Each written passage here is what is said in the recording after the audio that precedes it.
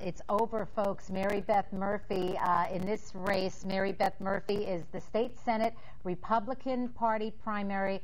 39% for Mary Beth Murphy, 61% of the vote for Greg Ball. Now, this is with just 13% of the precincts reporting, but we understand that Greg Ball is about to make a victory speech. Let's go now to Greg Ball headquarters. Yeah, there he is getting some hugs and rounds of applause. Our numbers still fairly early, but I believe Greg Ball is about to declare victory in this race. He is at the Primavera restaurant on Route 22 in Croton Falls tonight, and folks there with big smiles and big rounds of applause, lots of hugs.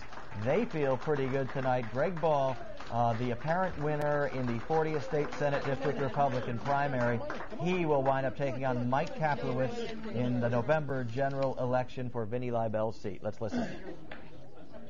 Okay. Is everybody happy tonight? Yeah! You know, I just want to say, I want to thank, first, my mom, Judy Ball. Thank you very much.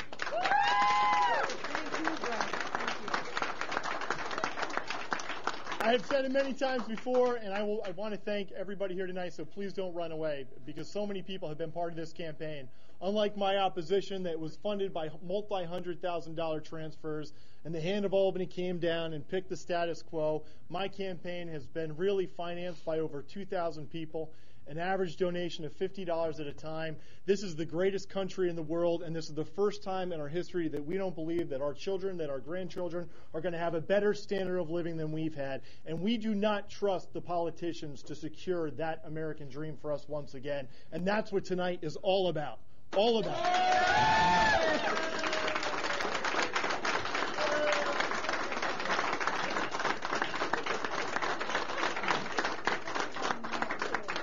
Tonight's an extremely important night because this state Senate district can very well decide whether the New York City Democrats, the New York City leftists, the New York City big spenders who control that New York State legislature will continue to control this state with an iron fist by taking this seat, or whether we will stand up as independents and Republicans, unaffiliated vegetarians and vegans, and say, New York City and Albany, keep your dirty paws out of our wallets. We're going to keep our district exactly the way we like it.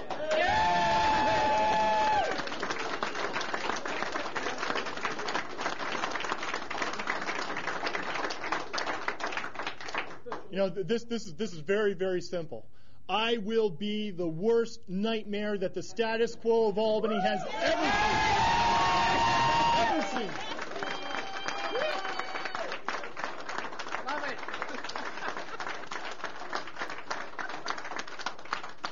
As a Republican, I would like to say that Albany is corrupt because it's controlled by Democrats. Albany's not corrupt because it's controlled by Democrats. Albany is corrupt because too much power lies in the hands of too few people, and both parties have been corrupted by special interests and corporate interests, and they don't care about you or my mom or Joey or Lauren or Carla or anybody in this room. All they care about is maintaining power for the benefit of shifting around large sums of money. And the power brokers in Albany have turned shifting around large sums of money into a professional sport. Well, it's time to claim foul, to call the foul, and take this state and our country back.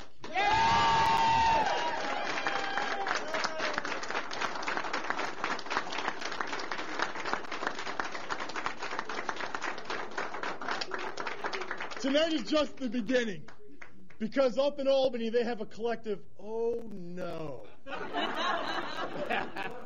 I mean, on both sides of the aisle, they're going to be having a long drink tonight saying, what did we do? And what are we going to do?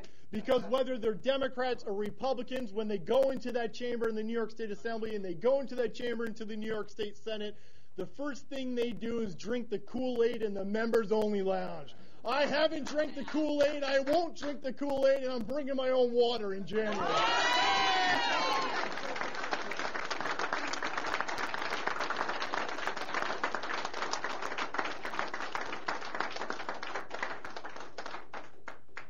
Two million New Yorkers have already left this state, and we have a very fundamental question of what we're going to do. We can either become California number 2, Detroit number 2, or we can take back our state, we can take back Albany, we can take back Washington, D.C., and reclaim the greatness that attracted so many immigrants. Reclaim the greatness in New York that attracted so many businesses. Reclaim the greatness in New York that attracted so many young professionals and working families to the state. The very same people who are paying the bills are now leaving. It's up to us. And the choice will be extremely clear, because we just beat a primary-endorsed, Albany hand-picked insider who had full backing from Albany.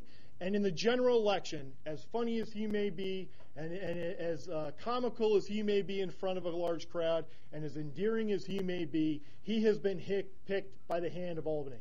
And when that hand comes down from on high from Albany, they don't pick you for your independence. They don't pick you because they know you're going to shake up the New York State Senate or the New York State Assembly. They pick you because they know that you are going to maintain the status quo. My opponent is a career attorney. He's a career politician, and he has been handpicked by the Albany insiders to maintain that status quo. Tax hike Mike represents a clear and present danger to the taxpayers of the Hudson Valley and the state of New York. And all of the hoopla in this previous primary campaign and the division not only in the Republican Party but beyond has to end tonight. I extend an olive branch to my Republican Party. I extend an olive branch to my compatriots in the New York State Senate. But tonight we have to come together, and not only as Republicans. We have to come together as taxpayers who have had enough. Tonight was the first shot across the bow of a tax revolt that will end on November 2nd when we resoundingly defeat tax hike Mike and an entire cadre of tax and spend liberals that are running the state into the ground.